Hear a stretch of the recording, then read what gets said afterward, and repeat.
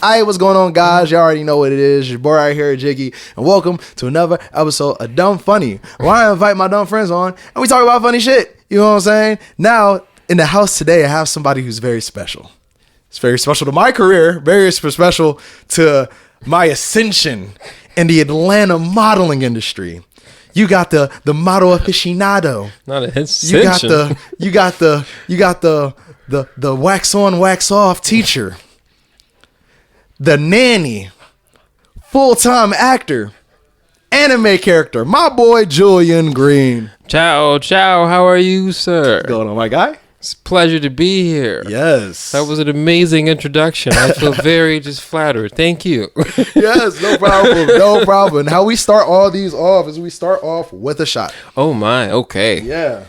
Let's do it. Julian took 2 shots before he got in this. And I was like, we're going to be drinking all night, right? I was like, I thought we spaced it out another 15 minutes. Okay. Okay. Yes, sir. Gracias. First shots. All right. Now let's toast it up. You feel what I'm saying? And cheers. Cheers. My guy. Yes, sir. Okay, and then we start the shot clock countdown, and that starts now. Oh my gosh. Yeah, man. Yeah. So now you can look at it every single time. This is some suspenseful shit. Okay. Yes, sir. Wait till it goes off. People don't really be knowing the shot clock alarm. I heard it sound like a detonator. Well, I feel now. I feel like on the spot and on the clock. I'm like, oh shit. Oh man, buzzer beater. Oh damn. All right, so we start out every episode with a drip check where we just go over the outfit and we say how much it costs. So yeah. Okay. So yeah, what you dripping up? Standard Julian drip. Well, standard Julian drip is going to involve some level of chucks. Leather chucks. Those are actually very fucking fire. Yes, because it's cold outside and they got a little. I was about to say they got the UGG insulation on the inside. Yes, it's a vibe. They got me some traction because I will slip. Georgia do gets that black ice. Oh yeah. These are just some skinny jeans that I thrifted. Mm-hmm. You give me the thrift vibe. Yeah. See, my last name is Green, so I like to save it. That's what I tell people. buddy. And my mother was a coupon addict. Oh yeah. So because of that, I'm gonna get a deal. Okay, I'm gonna get a deal. Was your family the one you walk in and she got all the coupons and you're waiting for an extra like 10-15 minutes at the checkout with coupons? My mom had racks. My mom had books, bruh. The little pamphlet. She had the pamphlet. Yeah. She has like, oh wait, I forgot one in my pocket. Bam, dang. Because we would go to the military commissary. Yeah. And with military discounts, I get extra coupons. So she would do her thing. My mom did her thing in the discount range. Therefore, I'd be thrifting skinny jeans. Okay. And so these were like $10. So I was like, nice. This turtleneck is from Zara, and so this is like, man, I love Zara's clothes, like bro. $30. I got it on sale, another discount because they were having a double sale. This is from ASOS. ASOS be coming in clutch. They come in clutch. They had me with that good shipping. I was like, bro, y'all said this from London that fast? Okay, nice with it. So I would say that because I got this on discount too. Okay. I would say the entire outfit is $90. That's what we'll talk about. $90 fit. Yes. And then talk about the ring real quick. The earrings. Because you can switch earrings on this. Oh, now this one is gas. This one is my skull from Italy. Ooh, yes, from Italy. Yes. It is handcrafted in the city of Montepulciano. And this one costs like $30. Okay, so yes, sir. That was like, but what is that 30 euros or $30? Oh, it was €30. So that was so that's like 33, 49. Yeah, something like that. But this is the signature. Okay, word. Because my mother hated skulls, and then I studied skulls in college, being an exercise science major. So I was like, why'd your mother hate skulls? Because she associated them with death and demons. Makes sense. Everything was demonic to her, unfortunately. Okay. But we love her. Of course, man. Your mom seems like a strict one, for real. Oh, yeah, she was. Seems like a strict one, bro. I would hate to get a whooping from your mom, bro. Oh, bro, my mom went to the whooping Olympics. I'm pretty sure she killed me twice. I'm going to say that. See, that's why you're a responsible adult. Responsible adults got their ass beat. They got whooped hard. Like my mom, I thought she was just like freaking Saw with that shit. My mom got imagination. Oh man, that's funny. She whipped that jump back. You get whipped with the ancestors. Yes. Ancestor energies. Strong ancestral things. And then like the phone would ring and she would answer the phone all sweet. She was like, hello, bless the Lord. And then she's talking to these people and then she would go right back to business. Like, where were we? It's like my wax on, wax off. My mom was elite. That's one thing about some moms. That's how my aunt Danita is. She's that way. I've never gotten an Aunt Danita ass whoopings. Ooh, but they're legendary. Bro, like, and my cousin, and like her kids, my cousins were always so bad. They're always just doing bad shit. So you could hear my cousin Zarian get whooped down the street. And then he has a low pain tolerance, so he's gonna scream loud, bro. It would sound like bloody murder. And we knew not to mess with Danita, but Danita would be so nice. She would buy everybody snacks. She was the nicest woman ever. But don't and cross she never her. whooped me. But don't cross her. Don't cross her. Nah, and don't you eat her little, them little rice packets, them little cheddar broccoli rice packets? Oh, damn, no. One person eat that shit. We all in trouble. We all grounded. We all grounded. Collective punishment should be bro. barred. And it used to be like all the kids used to stay over there. Like it used to be like 8 of us in the house at one time. That's some black cousin shit right there. I relate to that. I got grounded with 8 niggas, bro. And then all of it, like, bro, when we got grounded together, we had did Survivor type shit to figure out who it was, who wasn't telling. Like my brother had ate this bear claw one time when I was like 6, and mind you, my mother took sugar away from us. Like there was no sugar. Like, really? That wasn't a thing. Like really? I would get sugar from church, and she would she wasn't like, no, you're not just gonna eat this out in the open. I had to hide my stuff. So, all of a sudden, I remember hearing like, everyone come upstairs. And I was like, okay, what's going on? Summons. The summons always the worst. The summons are just like done. Especially when you're not doing nothing, dog. Somebody's getting sacrificed, and I'm just like, dang, what's going on? But my mom was like, who ate the bear claw? Mind you, I don't know. Most sugary sweets exist. So I'm like, a bear claw? What's a bear claw? Yeah. What is a bear claw? It took me a while to register. I forgot. Bear claws. That's very far and few in between. Only a couple of people know about bear claws. So in my head, I'm thinking about an actual bear claw. You're a child. I'm like, yo, there's a treat that's a bear claw. That's insane. There was a bear claw in this household? I was like, yo. But she was like, someone ate your father's bear claw. And so no one confessed. Mind you, I don't know what a bear claw is. So she's like, well, everyone can't eat sugar until someone confesses. Damn. And I'm like, oh, the only sugar is from church, yo. So it got to the point where I'm getting sugar from church, and my mom's patting us down. And we're being frisked. And she's like, what is this? I'm like, Mom, I need some gum. I just needed the sugar. I'm sorry. So it was like no sugar in Cheerios, no sugar in Rice Krispie treats, no sugar. What? Y'all had to eat the booty stale Cheerios? Booty stale Cheerios. I hate the booty stale Cheerios so much, bro. Shit tastes like cardboard, bro. And, every night, my mom would scream out into the hall, and she would be like, good night, except for the person who ate the bear claw. And we had an echo in the house. So it was like bear claw, claw, claw, claw, claw, claw. And I just remember being in my bed just like, who ate the bear claw? And so we had a Survivor type shit with my brother. And I was like, we kind of we were voting because we knew it was my brother. But my brother ended up having a crazy ass nightmare and confessed. And it was like, oh. How long did it take? Oh, dang. Because it was some SpongeBob shit. Well, it was day so-and-so. Because I remember it was a good 3 months. Or 2 to 3 months. Yo! Because I remember it. But I remember this so vividly. I remember eating the Cheerios. It was despair. It's despair. I was just like, This is sad. It's in black and white. But I remember memory in black and white eating them Cheerios. My cousin just running downstairs. She's like, Julian, open the Cinnamon Toast Crunch. I'm like, what? He's like, Josh, confess. I'm like, get the Cinnamon Toast Crunch, bro. Like, new day, the promised land has come. God has brought his manna. Oh my Lord! So bro. I hate collective. Collective punishments should be against. Oh man, holding on to that. I would never do that as a kid. I would take punishments for people, and I never used to give whoopings. Yeah, I was very. You said what? Are you the youngest or the oldest? Yeah, I'm the youngest. I'm the youngest too. Yes, sir. Yes. I took a lot of whippings for people. Oh God, and then you don't even get whooped as hard.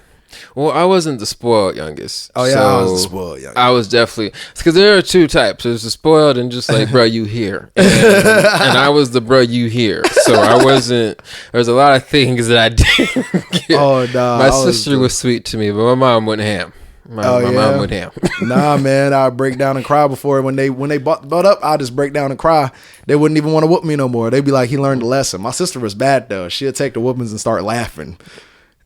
See, my mom and my father, like having a father is something true, because you are afraid of that man. I wish I didn't really have a father. My father is more like my uncle. If I want to give him like a title in my life, he's like somebody who's cool I can hang around with and I can talk with. And our relationship is getting better the older that I get. But my mom was the version of your father is my mom, but then she also yelled and screamed too. Well, like, okay, so like with the dad, it's truly, you guys can tag team your child. Have you ever gotten a tag team spanking before?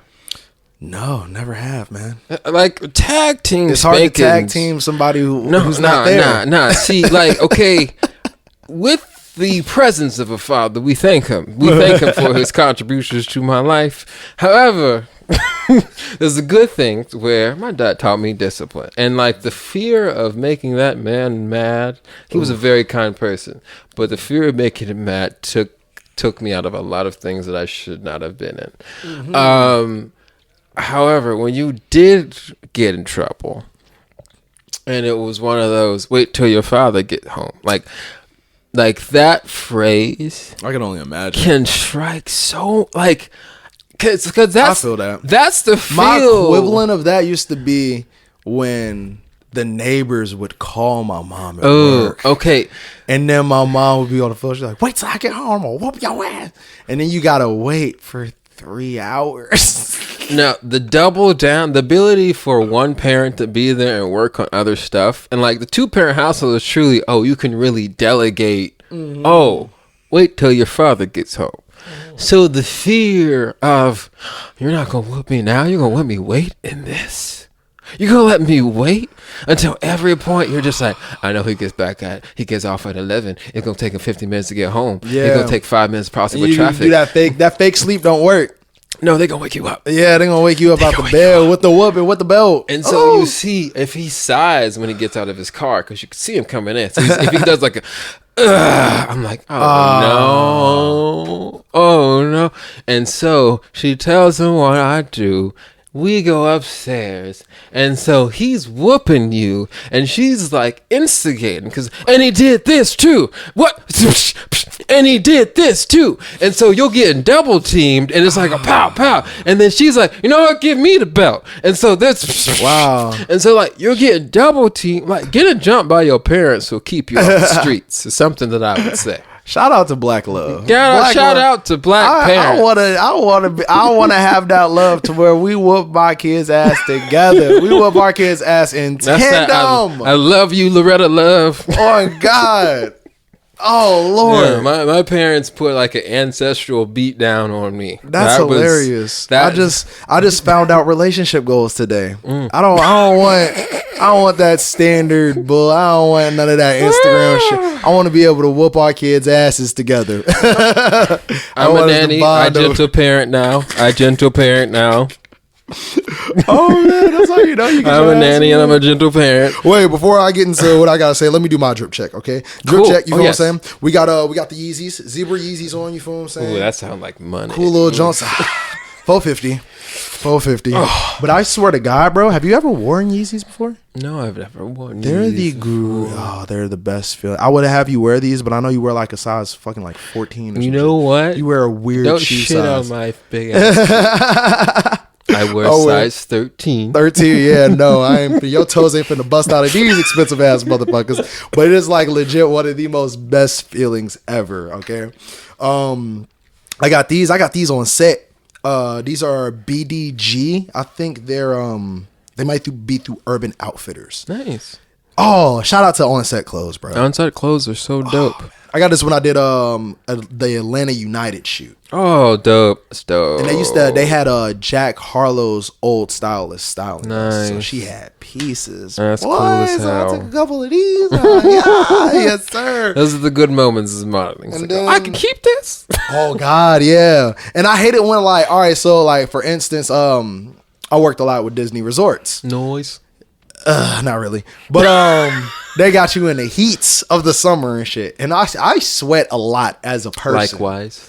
Yes, so I sweat through stuff on purpose so they can give it to me. I'll be like, yo, I sweated in that all day. Like, y'all know y'all can just give it to me at the end. Good. Then you just don't get back. They just take the sweaty clothes. Use your powers. But I Use love your it when I powers can for get good. my sweaty clothes. You know what I'm saying? I love that. And then I got this shirt right here at the Atlanta Streetwear Market. Yeah, that looks like something you get a street. Yes, I dropped 150 on it. I don't remember the shirts are expensive now, bro. The discounting you is going crazy right now. Right now, my brain, like the organizer Julian in my head, he's just like, oh my god, Oh my God, this is that this is- much? Oh, and then there's a shot o'clock. Holy crap! I forgot about that. Now I feel so off guard. Let me get this cup real quick. I feel so exploited now. Sir. Yeah, welcome to Dumb Funny. Oh, well, let me wait. He was about to drink it immediately. Like, let me just get this out the way. Cheers, my guy. Yes, sir. Ooh. But yeah, that's the drip today. The drip today is something a little slight. You know what I'm saying? Nice. Nothing too crazy. Oh, that's crazy. Don't no. Oh. Don't say that. Like Just wait until I got a couple $1,000 outfits. now, see, I've worn $20,000 outfits. Oh, yeah. and other things, and I'm thankful to say I never was interested in wearing whatever I was wearing. Oh yeah. But it was some cool clothes, and that's cool to wear that. However, There's something about that's that. just not me. Yeah, I'm about to say it's that fabric, That's bro. not When you get put me. on to the Gucci fabrics, the off-white fabrics, and you really start being a fabric person, I'm a fabric person. I was dog. actually wearing Gucci for the $20,000 thing, but I don't. Of course you were. It was good, But it depends felt on great. the no. All right, Gucci. I'm gonna be honest with y'all. It depends on the Gucci outfit. It's because some Gucci $20 outfits, you be like $20,000 for what? $20,000 for absolutely nothing. I wouldn't know because that's I'm only wearing expensive stuff. If you're paying me to wear it, I feel that, bro. I feel that, bro. I'm not going to mess this stuff up. I know. Oh, man. I cook. Mm-hmm. But what gig was that?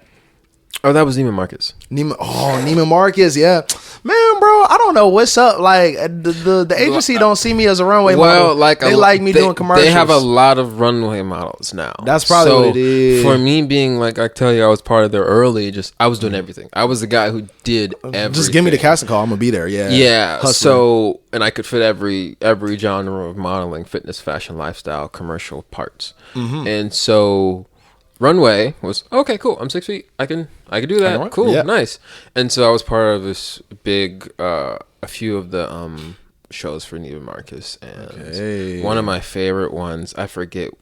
I didn't care what the brand was, but it was this cool like pink outfit because the theme was prom. Oh. And they gave me this like pink fur cape. Oh. That was like the first time where I was like, bruh, I'm about to walk this stuff. Hey, I wanna walk that much. Like, well, they did have me these like Gucci, just these amazing Gucci shoes that look so elegant and classy, as if I was like some type of salsa dancer with like the shoes that they wear. Like, that's cool. Like Shit. I felt just like, yo, I'm gonna walk this thing. And when I came out, like all the women were like, whoa, and I was like, Yes, Yeah, I came out. I came out of this. Yes. Yeah, nice. I put that shit on. Like I came and walked. I put that shit on. All right, cool. So a little bit about you. You've been modeling for 8 years.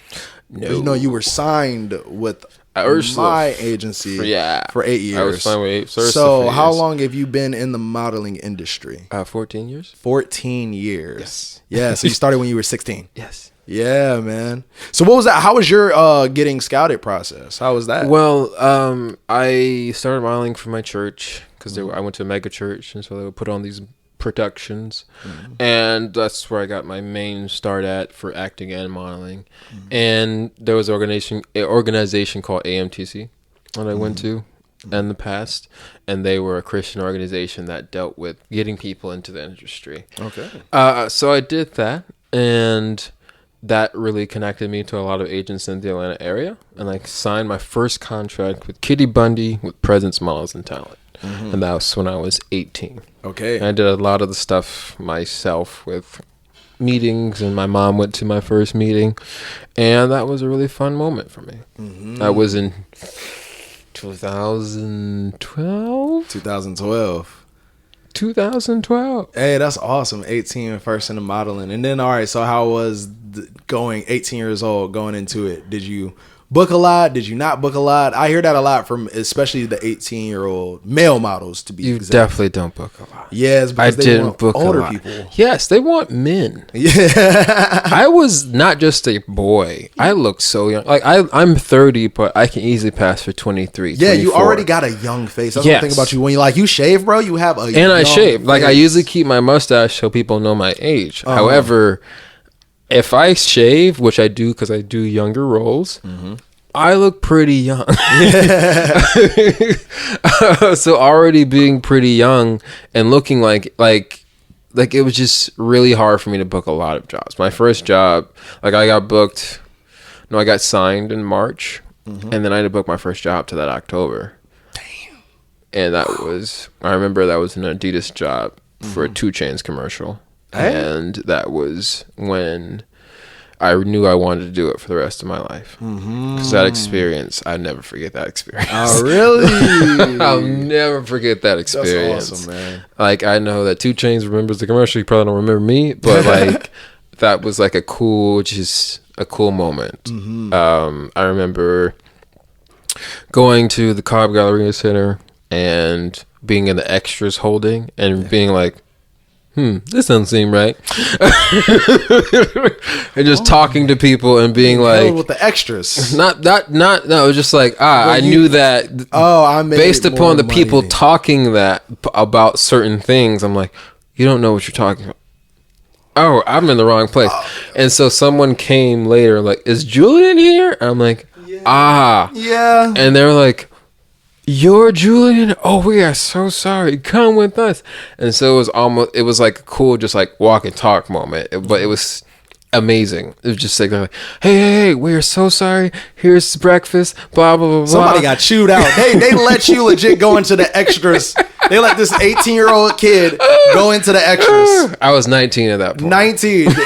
First time on set. Yes. Oh, somebody got chewed the fuck out already. They were just like, here's this breakfast. Do you want anything from this? We can make you some right now. And I'm like, I'm fine.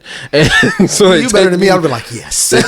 They take me to the holding room for the other extras, and not for the other principals, and they're just all like 3 other cool ass people, just like other versions and different races of me, basically. Yeah. And I remember meeting this guy on set for that commercial who's like a lifelong friend now, who's also in the industry. He was awesome. I remember he was like the first like Kid Cudi fan that I met. Oh, really? So we like bonded on set the whole time. That's awesome. And then we were wearing the Adidas stuff, and 2 Chainz comes walking out, and he's just like, y'all got too much Adidas on. And we were just like, we do, bro. 2 Chainz, yes, we do, man. We do. But it was like a cool, that moment was when I was like, oh, I want to do this for the rest of my life. Hell yeah, bro. I remember going back to school. I went to KSU, and just being and sitting in class and just being like, damn. Oh man, that model treatment is something crazy. Then you got to go back to regular life, and you're like, but I'm pretty though. bruh. I remember for lunch, bruh. That lunch changed my life. Because I remember they were like, "Oh, we got this special seafood, seaweed shrimp." I'm like, "Seaweed shrimp? What?" And it was this green shrimp, and I was like, "What the hell?" And I remember eating it and be like, it was like a euphoric, just like, "Oh my gosh, I doubted you, but you was right." And I was just like, "Oh, this is what people do on these. Oh, this I ain't never had no seaweed shrimp. That sounds good as hell. Damn, that was awesome. It was some green shrimp, and I was very much like, yo, I don't know if I can vibe with this. See.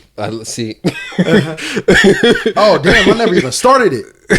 Oh. See, I was like looking at. I was like, I've been talking for a decent amount of time. Damn. Where's it at? Look at the Lord saving me. It's okay.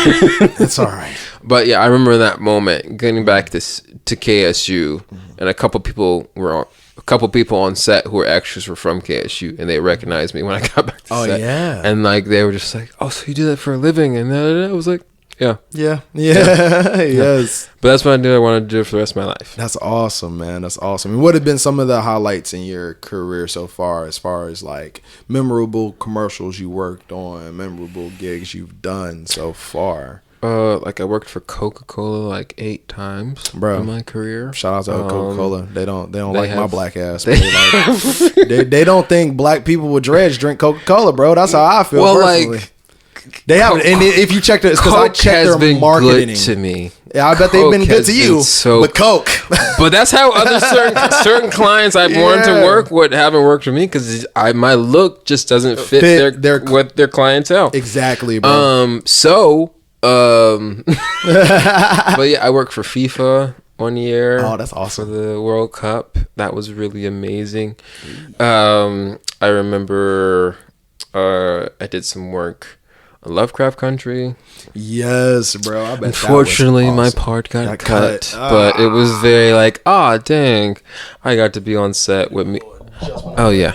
I got to be on set with Misha Green. That was really cool. That's awesome. She was an amazing director. Hell yeah. And I didn't mess up one time when I was on set, and I was like, yo, this is really cool. And who casted that one? Oh my gosh. Who casted that one?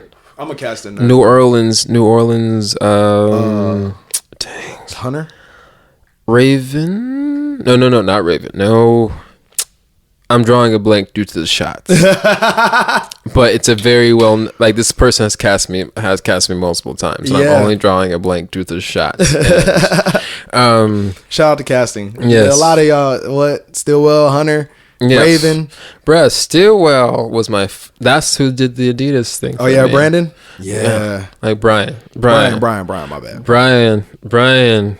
He's been a lifelong friend ever since that moment, because he cast me in a lot of other stuff because he knew I could book. So yeah, yes, man, hell yeah. We love you, Brian. We thank you for your services, my guy. Hell yeah. But what else? Crap. Like there's truly been so much that like holy shit.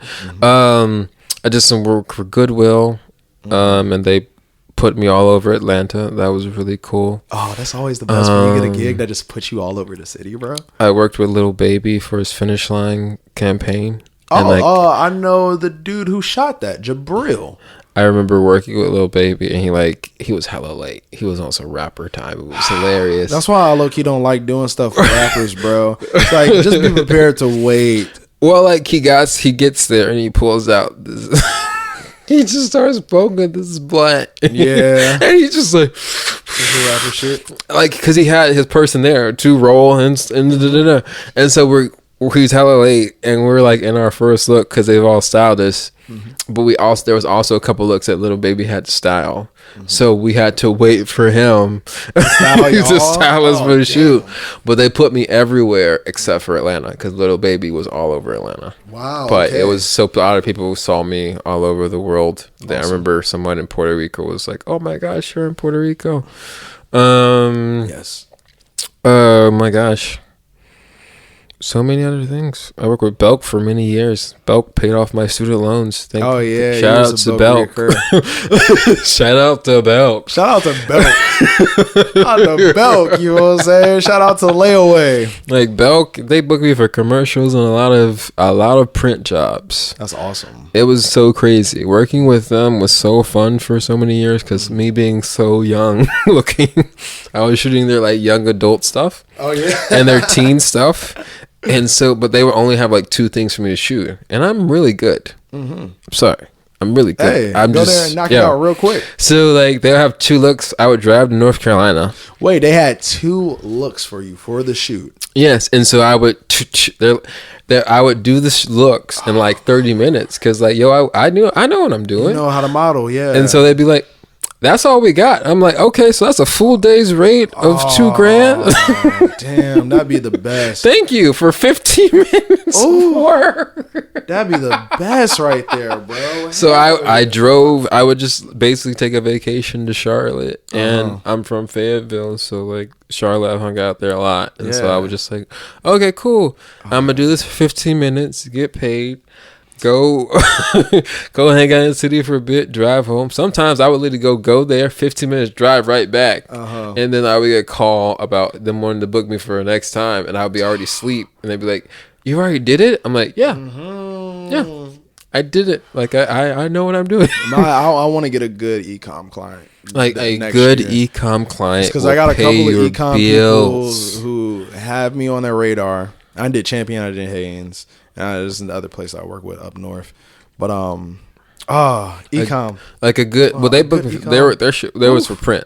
They booked me for print, but they also booked for ecom. They booked me for ecom for multiple days. But a good ecom client will really show you just. That's the job of this business. Yeah. And if you get the job, it's like the lowest ecom I did was $500 a day. Yeah, that's actually low for ecom. Yes, and I would do it, but I would do it for 3 days.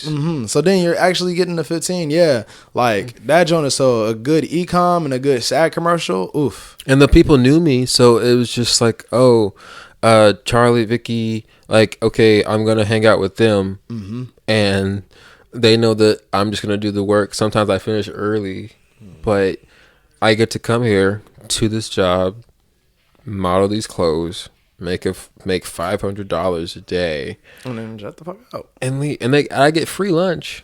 And they go to the lunches be busting. But like lunches be busting. They're always like, oh, we're going to Chili's today. What do you get? You get this much amount of money. I'm like, cool. Like, this is like an amazing gig I've done here. That's cool. That's one thing I like about modeling, dog. It's like, it's really like, and not only that, I look at it a little bit deeper and everything. It's because it's like you're a representation of people who look like you. Yes. So it's like, and that's one thing I fight very hard for, just because I have dreads. So I'm a different type of category. And there's some clients who working with me, and there's some clients who don't want to work with me yet. That's really what it is. But it's like, people like me wear everyday regular things, do everyday regular stuff. And I remember I was talking to Brian at Stillwell about that. And he was like, yeah, like, we want to change the narratives, because it's like, you can be... Brian is cool. You're a happy black guy. You don't have to have short hair to be a happy black guy. You can be a happy black guy with locks. Like, you can do these things. Well, I had my first look in the industry was kind of like just the dark skin Corbin blue sort of. I had like a big ass fro. Oh yeah, you had a big fro, bro. The big fro calmed the white people down. Oh yeah. I felt like that, just like hair. I am calmer for you now for whatever reason. Yeah, but that was my market for a long time, and then I had a bad haircut. And I had to go with the shorter hair, and that was a very traumatic time. Damn. But yeah, there's just some clients that just have a different look, and you got to be able to keep the clients with you that are with you, and don't mess anything up for yourself. Yeah. Because I know a lot of people who've messed things up to have a client that will work with you for multiple days, and just like, bro, I'm very thankful to have worked with a client and they helped me pay off my college loans. Like, that was just great, thanks. Yes. Like, I already didn't have that much because my mom is a G, but like, yeah, they helped me pay that off, and just I had that relationship for a decent amount of time. That's fine, bro. That was really awesome for me. So what is like your, how do I want to say this? Because one thing I like about you is that we would do these, when you got signed to Ursula, you would have these every week workshops with Julian, and Julian would basically be like a teacher teaching you how to modeling.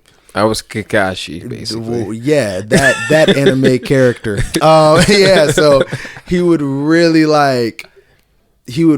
teach you about personal branding. So I was like, basically, it's because it's weird. It's because, all right, so I'm just going to give you from somebody who has attended your class. Thank you. Not only that, somebody who's grown as hell who attended your classes. Because I got signed when I was 26 and I had to grow up pretty early. So you're in class with guys who are like, they could be even more jacked than you. They're like 220 and they're fucking 17 years old.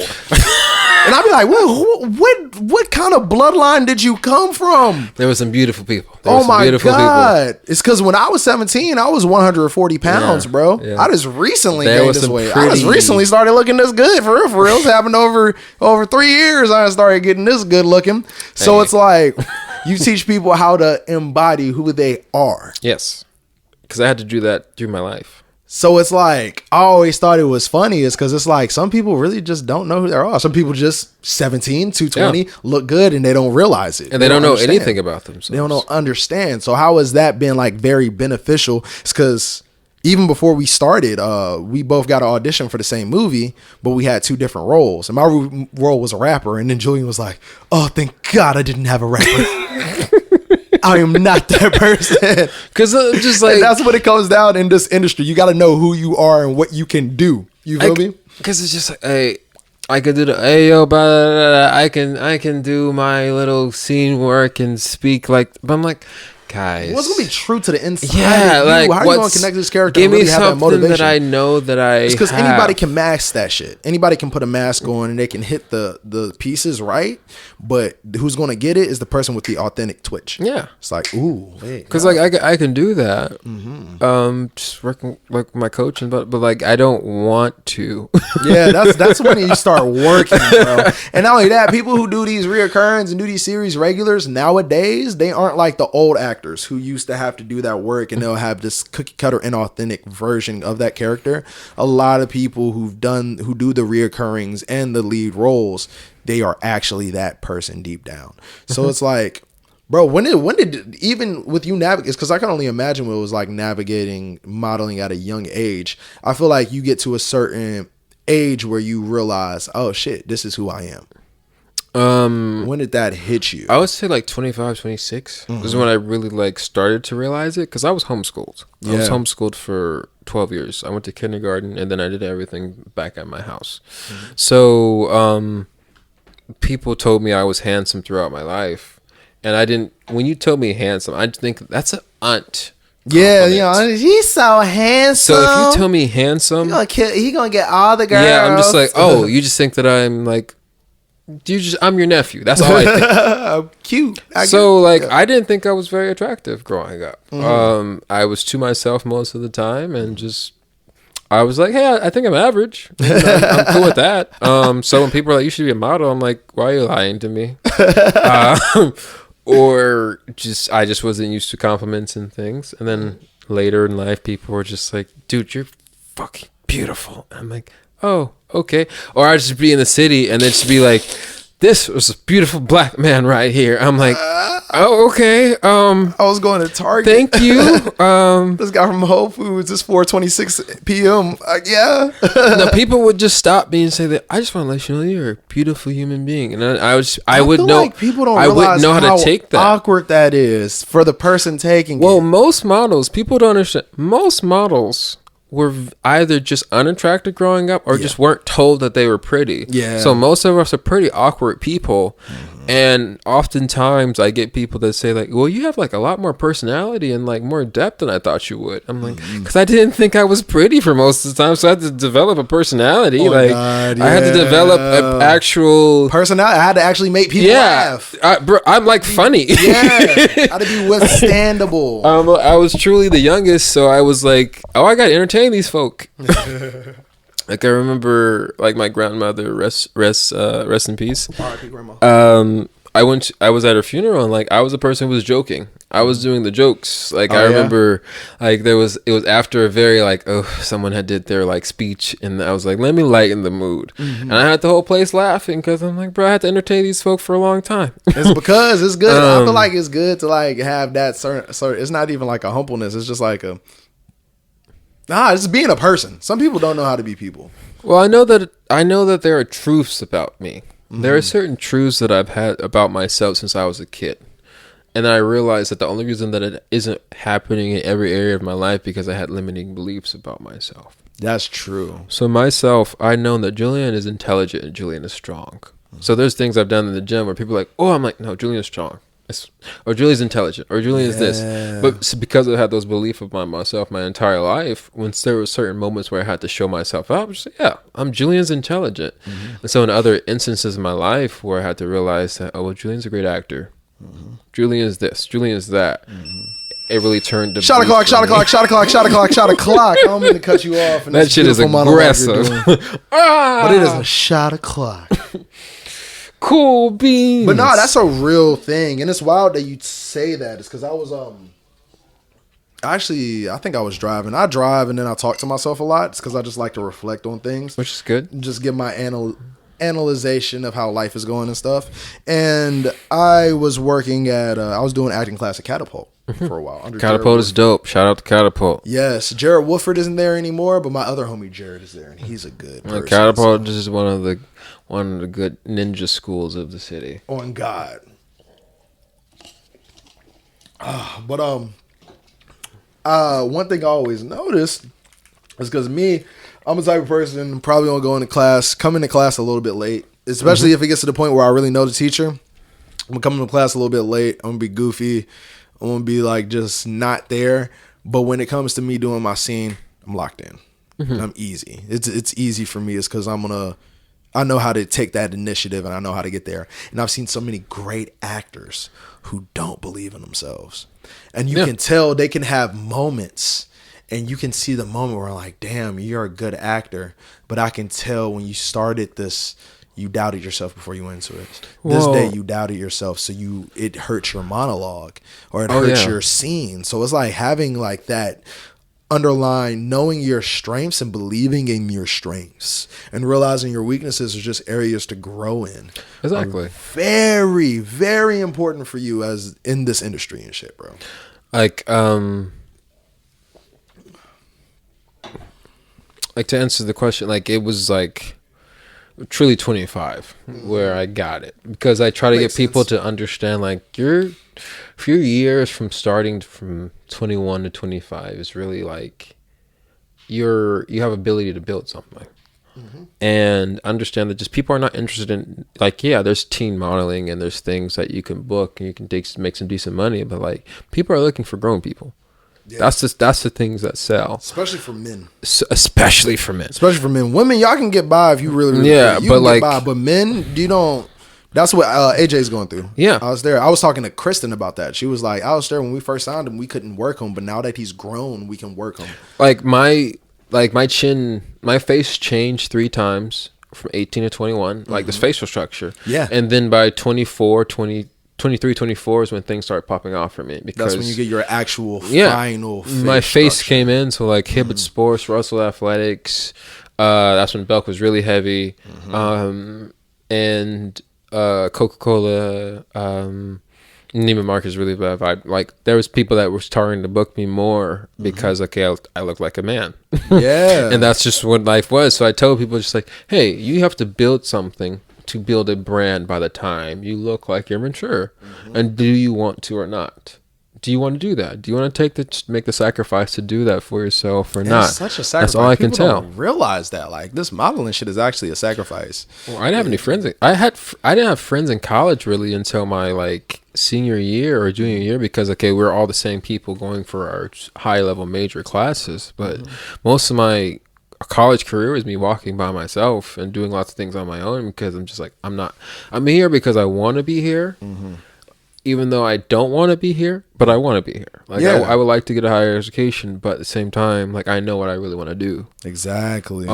So going to school, like, I made some really cool friends in my junior and senior year in exercise science, and they kind of just adopted me. It was very funny. But it was also very fun. I went like viral a couple of times, and people were like, "Wait a minute, is this you?" And I was like, for the campaigns? Yeah. Oh, well, campaigns. I did a Coca-Cola campaign, and they like that was really global, and it went viral on Twitter and And so people on set were on Kennesaw set, campus were just like, "Wait, is this you?" Oh, I like, remember that. You were like, I was like, "Yes, yes, that is me." Or like I did Fatal Attraction around that time. Bro, Fatal Attraction. Shout out to Fatal Attraction. Shout out to Fatal Attraction. All right, and shout out to all your. I feel like I'm gonna end up in that. It's the I call it the auntie shows. Yeah, the auntie shows and the bingeable ones. Nah, bro. Shout out to Storm of Suspicion. We like, love that. It's because it's like everybody watches it, and when you tell people about it, the people who know love that shit. Well, they saw me on that, and I was a murderer in that show. Oh, so they were just like, "Oh my, did you murder a girl and kill her with her hammer?" I was like, "On the show." Yeah. And people are like, "Wait, what do you do?" I'm like, "I do a bit of everything." That's funny, bro. But I wasn't a douchebag about it. I was still very like chill, and like I really wanted my education. And there's a dude. His name is Woody McClain, and he did the Bobby Brown new edition. He did the new edition. Yeah. Thing. Then he did the Bobby Brown spinoff. And I remember that reminds me is because he was on Breakfast Club, and he was like, one day I was out. Girl was just mean. This old lady was mean mugging me in Kroger, and then he was being, and then she looked at him. She was like, "You just don't listen." And then he was like, "Lady, you know I'm not Bobby Brown, right?" Bruh. And then he was like, she just stormed out. Bruh, I was in QT. I was in QT, and so I'm getting my stuff, going to the front. Chick's like, "You murdered that girl," and I was like, "Mind you, there's these two cops next to me in Cobb County, mind you." Oh Lord, you get locked up in Cobb County. You ain't getting February. So like, she's like, "You murdered that girl." I'm like, it's like on the TV show. I'm like, start out with that. Start out with that. Please start out with that. That's some crazy stuff. Or like I've been in Aldi a couple times where like the same thing, but not as aggressive that one. But it was like, and they're like trying to talk to me. I'm like, I'm just trying to get my groceries, fam. That's like, so funny. That's so hilarious. Oh man, that's fucking funny. But yeah, dog. Yeah, that's a cool thing about this industry, man. Hell yeah. So what are some? Who are some of your favorite? You're the one who really taught me about casting directors. Getting to know casting directors and getting to learn casting directors. Yeah. Who are some of your favorite casting directors? Erica Bream is my homegirl. Yeah. Oh, yeah. Erica Bream. Like, I'm so thankful for her. Mm-hmm. She really loves actors, and she's a lot of the things that I tell you guys are things that woman has told me. Okay. Like, she's never booked me before. However, I've had so many callbacks with her. You just know her person. And if you have so many callbacks with her, that's damn near, that's better than booking, to be honest. Because you're going to be a top tier choice, and you're going to be one of those people who get the selection all the time. Well, it's got to the point where we be in the callback, and we're just like, "How you doing?" And she's like, "I don't know. I'm doing good, you know?" And then we do it, and it's like, hey, I know I gave a good audition, but hey, if I don't fit the description that had the producers that people were going for, it is what it is. I know I gave a good audition. Yeah. But Erica Bream is dope. Erica Arvold. Same thing. Shout out to Erica Arvold. Erica Arvold. That's like my first acting coach. Like, Erica Arvold has got some of the amazing projects that she's auditioned for me like 20 times, and I'm like, dang, she's really looking for a place for me. Thank you. But her like slates get me. She wants this full I love her body. So much. Her slates are so not the slates. The slates for Erica is like, and you have to like tell your mom's maiden's name, tell the story about your life, tell the story about this, how you So you know what's wild? I'm so thankful for her though. So she's since so dope. I actually I did a course for her, she leans away from the actors that she's taught. Because she keeps it separated, which is so dope. So I don't really audition for her like that, but I do know her, and I have seen those audition them. Erica always 3 pages of just description.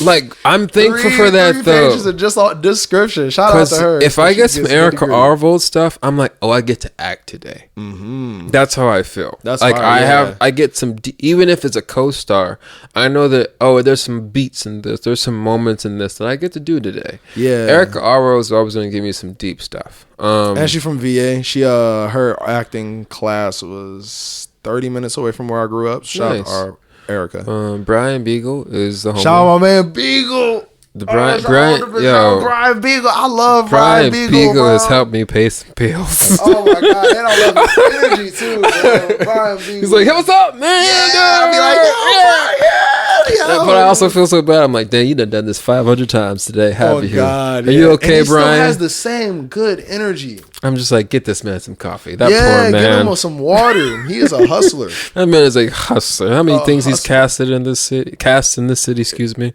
Cast in the city. Yes. It is that man's a champ. Mm-hmm. Chase and Tara. I always got to shout out to Chase and Tara. They're always giving me a few auditions. Ever since I definitely look like a man now. So ever since I'm not a teen, I've gotten less from them. But I'm always thankful whenever they slide one through. Those are always dope. The Finn Cannon.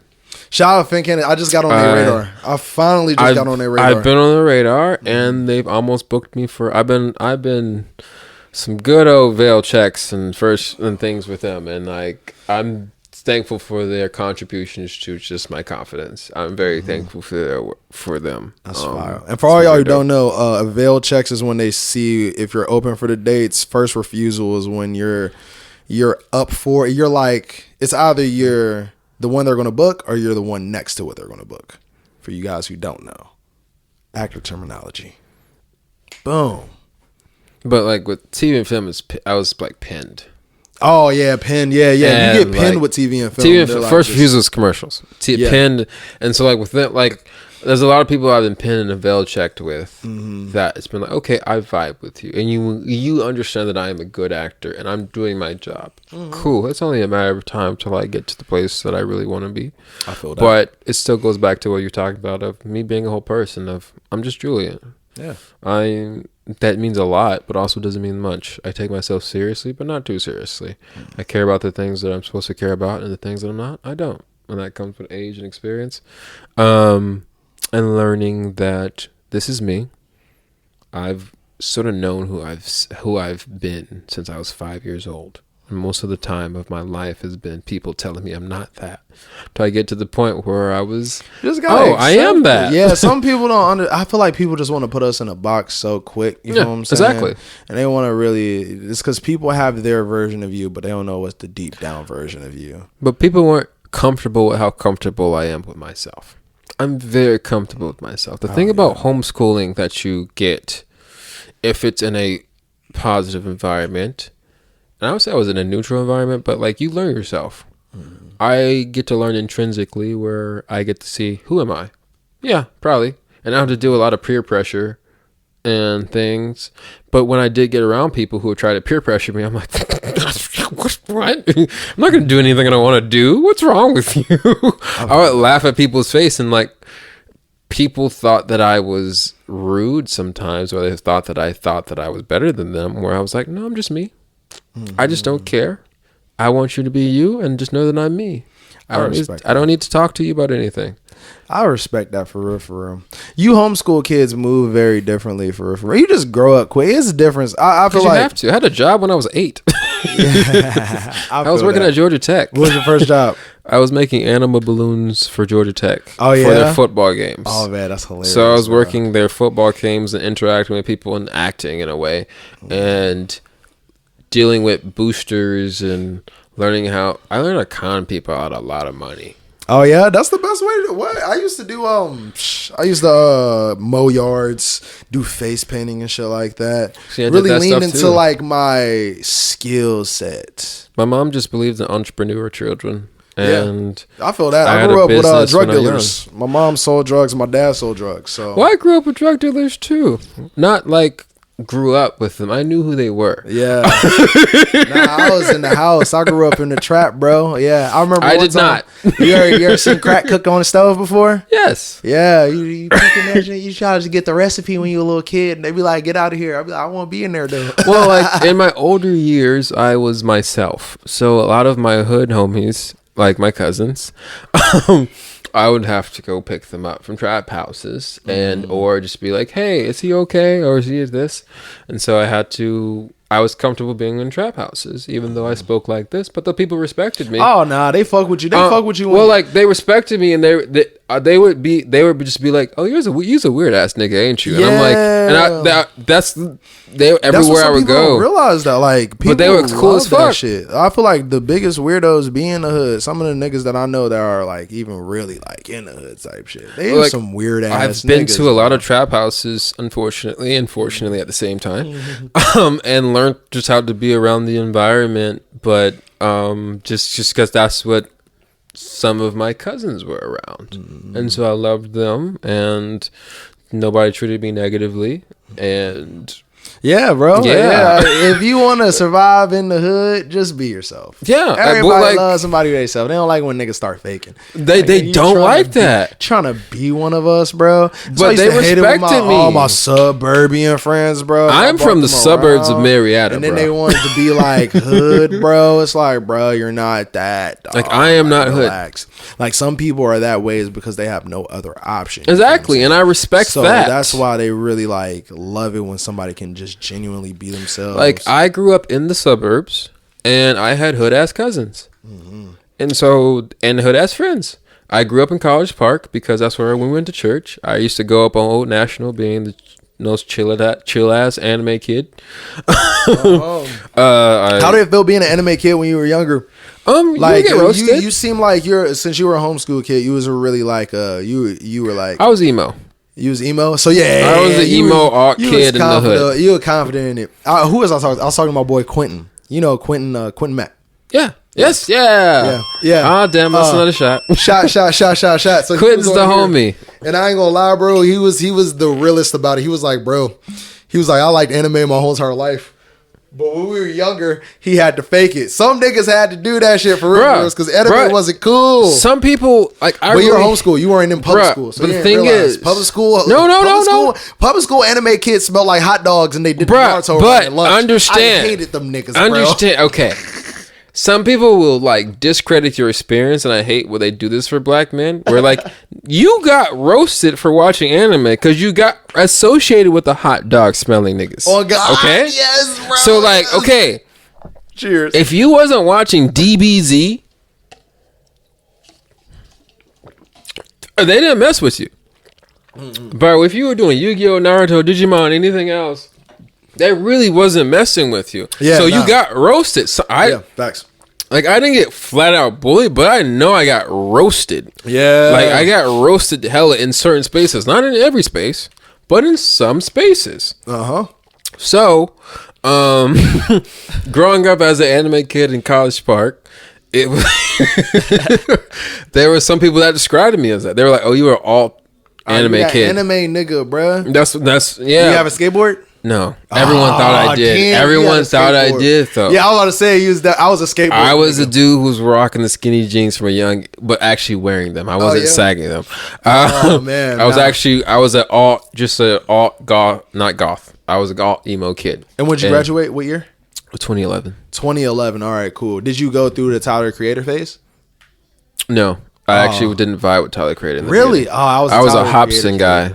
He was a Hobson? Oh, I fucking which is why everyone thought that I skated. And I was like, oh no, I don't skate, but I just fuck with Hobson. Illmind and Hobson, bro. Shout out to Hobson. That's Illmind and Hobson. That series. That's legit one of the reasons I do social media now. It's because I saw his whole entire thing, what he did with social media and how it just went viral. We were in it's because where I went to a school that had architecture drafting in it. Nice. So we would be in our architecture drafting class looking at Ilman and Hobson 4, That's bro. dope. It's like, and it was wildest because it took over. When that shit went viral, it went viral. Shout out to Hobson, because Hobson is one of the reasons I even do YouTube. Well, the contacts, I wore colored contacts multiple times. Oh, he was one of those colored. Did you have the big belt? Did you have the? No, I was a one-eyed. I put one in my left eye, a blue contact in my left eye.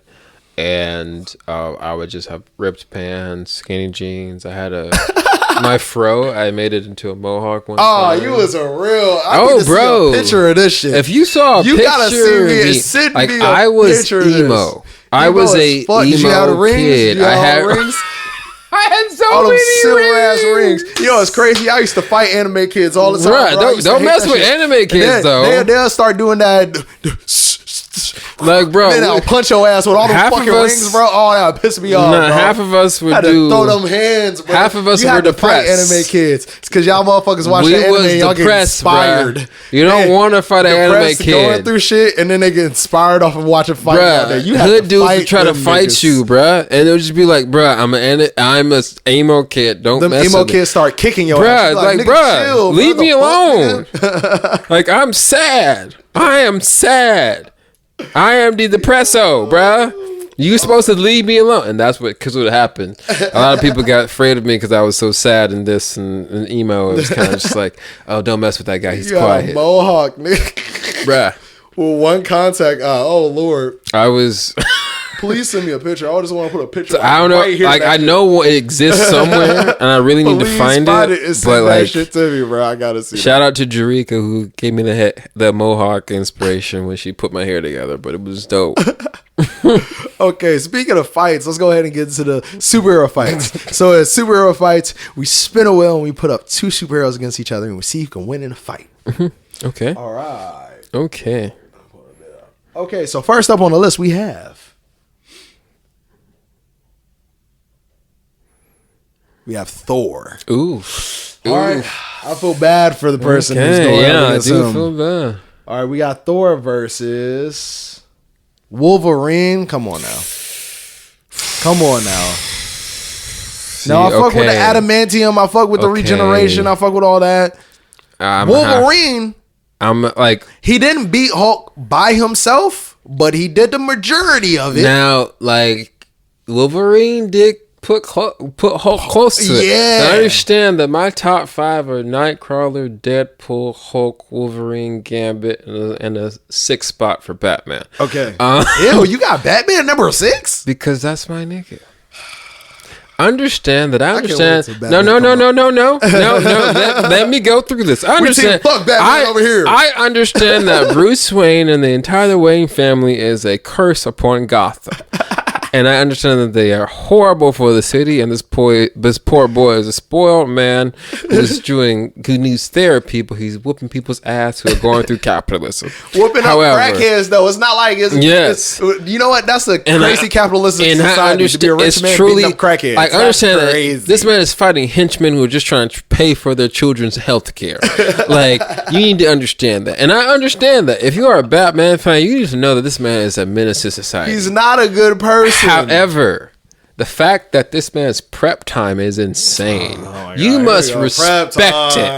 I'm not saying that this man does not have flaws, but Batman, the fact that this man is fighting people with no powers, one must respect. Back to the fights. I'm saying that I relate to Wolverine a lot. He's one of my favorites. He's in my top 5. I'm going to have to give that one a Thor. Oh, ain't no we can do. That's a god. Come on now. It's just gonna be adamantium. Send that shit all through that adamantium. Yeah, it's just like you can't touch him, bro. It's over for him. That was an easy one. That was a very easy one. That was an easy one. Okay, who we got up next? We got Doctor Strange. Doctor Strange is really OP in the old comics. When he reaches that supreme source, bro. Oof. Nah, we already did Wolverine. Let's get another one.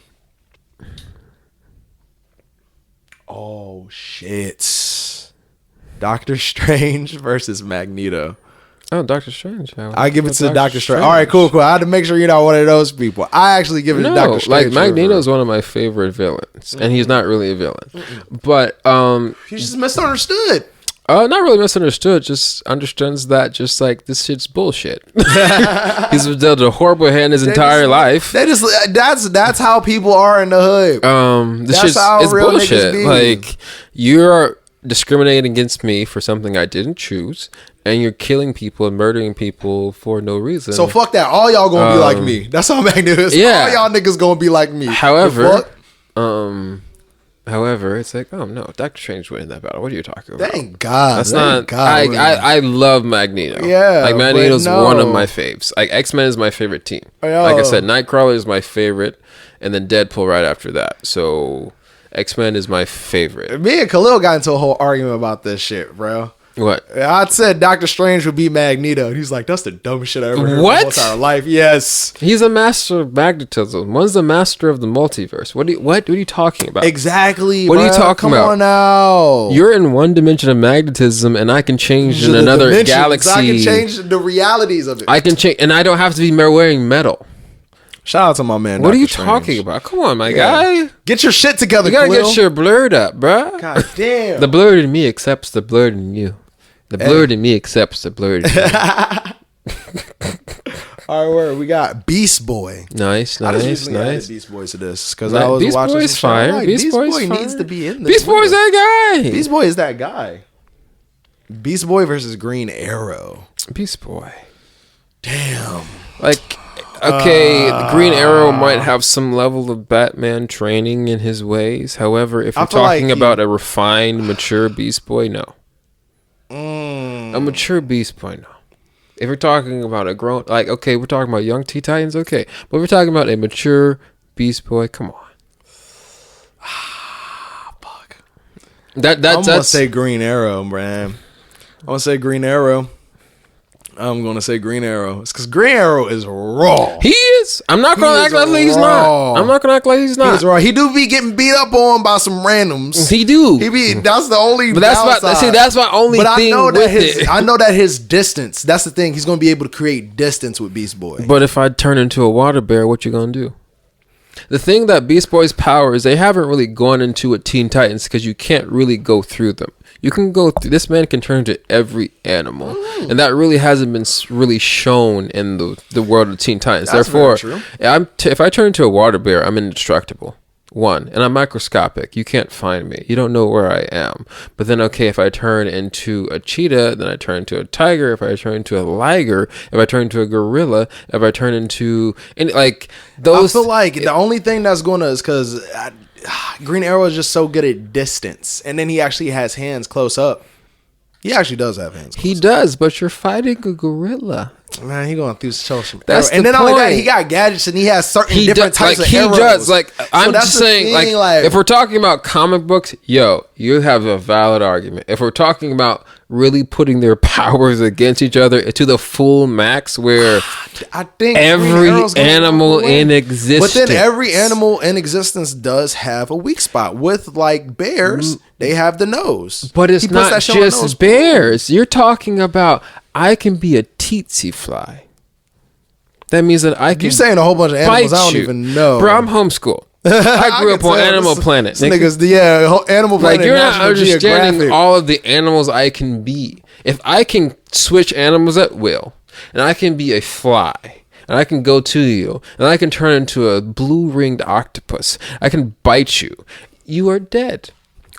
Like, if we're talking about, hey, the comic book extensive, totally understand. But if we're talking about really realizing what it means to be Beast Boy and understanding what the animal kingdom is, Teen Titan only scratched the surface of what the animal kingdom is. They only do Apex Predators. Well, they only did barely. They really going into that person's But can Beast Boy turn into every single animal in the world? Yes. Or is it a limited supply of animals? Well, he can turn to every animal. That's the whole point of his powers. He can turn to everything.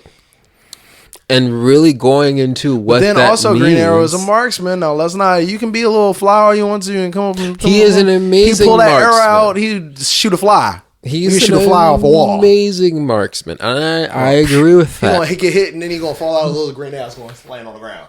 However, there's just so many like I'm gonna give Green Arrow Green Arrow could definitely win that match. I'm saying just like I'm gonna go with Beast Boy. Okay, I respect it. Like I don't crap on Beast. I don't crap on Green Arrow. Green Arrow got hands. He definitely got hands. Okay, we got Hulk. Okay, yes. I'm already biased. A lot of people aren't fading the Hulk whatsoever. The Hulk is one of my faves. Oh shit. We got the Hulk versus Kid Buu. I'm gonna give that one to Kid Buu. Damn, bro. I'm gonna give that one to Kid Buu. That's not even a question. That's the only. I'm a Hulk fanboy. That's the only person, I'm a Hulk fanboy. Like Hulk, I relate to the guy. No radiation though, but Boo. Oh, that man's a savage. A savage. Strong black for Air Force energy. Strong black Air Force energy. So that's going to definitely be the Kid Buu. That kid who got locked up in detention center when he was 10 years old. Kid Buu was that kid who would turn his eyelids out inside out. That's who Kid Buu was. Where you're just like, okay, I know where you ended up. Kid Buu, that kid that got the Oscar. He got the Oscar. He got a little kid with the Oscar, and he 12. Oh damn. Whoop your ass with nappy ass hair, bro. That's what Kid Buu is. Nappy hair. Kid Buu was the metal black teeth. Air Force energy. Kid Buu was the metal baby teeth.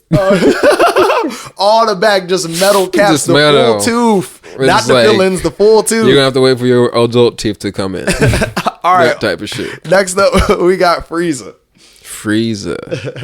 That's another bias there. Yeah, Frieza versus Red Hulk.